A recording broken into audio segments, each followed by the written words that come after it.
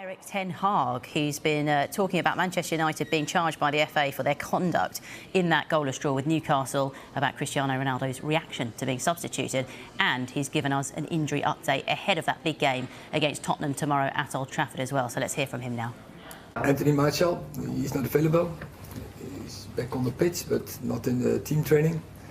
Christian Eriksen returned in the team training today, and we have to see how that works out, how he will recover, if he has tomorrow the energy, so we have to wait for that. Have we any updates with Harry and Donny and Aaron maybe? Yeah, they're making good progress all, and they will return all in team training this week. That's good news, isn't it? It is. May I ask you about Antonio Conte? I know you've never faced him as a manager at least. I'm just wondering if he's somebody that you've maybe met away from the pitch and what you think of him as a manager. He's a fabulous manager. He's winning titles, trophies with in the Premier League, in Italy, and you can really see his signature in the match from his team, and that's a big compliment, I think. Thank you. So pitch. Erik, I just wanted to follow up. With Christian, obviously he's going to be potentially facing his former club. Has his impact at United even surprised you, just quite how good he's been? No, because I know him a long time. Because everyone knows he get developed in Ajax. So I knew him from the Netherlands, but also we faced him. So as a manager I faced him. So I know his capabilities, and I was so happy that we could sign him. And I think he proved from the first day how important he is for our game. And just on injury updates, we haven't had an update on Brandon Williams and Axel Tuanzebe for a while. Do you think they'll be available before Christmas, or is it going to be after the World Cup? I see good progress with Brandon Williams. He returned on the pitch, individual base. Axel is still in, working inside, so he's not back on the pitch.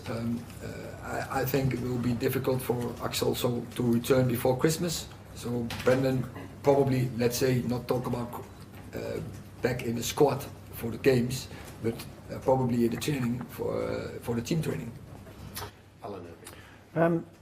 Just on Ronaldo being taken off for the weekend, he seemed very upset. I suppose that's a good thing because the player wants to play football. But is he? How's he feeling? Is he happy? Continued rumours about his future. I think non player is happy when he get off, and especially not Ronaldo. I understand that.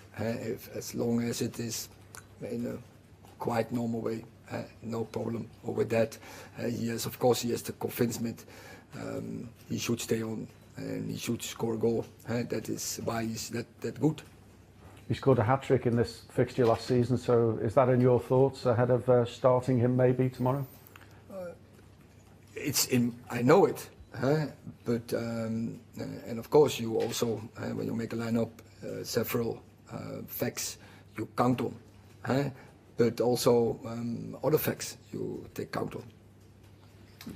Erik, can you give us your response to the fact that Manchester United have been charged over the behaviour of their players, your players, on Sunday? And what's the question?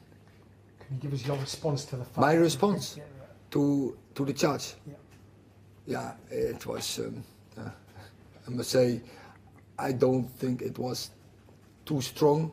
It was, I think they don't want really aggressive, but I don't know what's happening exactly on the pitch, because for me it was too far away. I have seen it back on video. And so there was a touch from the player from Newcastle. That was quite clear. And then they go to the ref to ask about. Okay.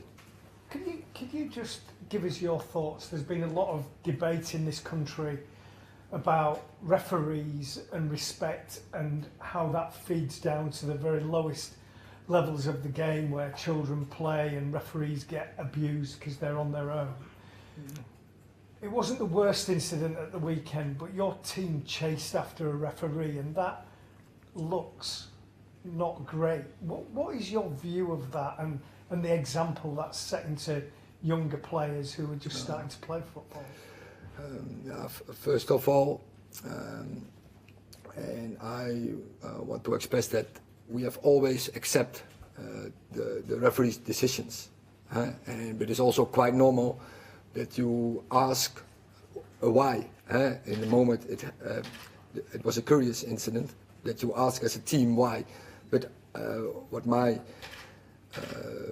view is, finally, and quite quick, you have to accept. It's the referee's decision, it's a VAR, so okay, then you are accepted, and then you have to move on.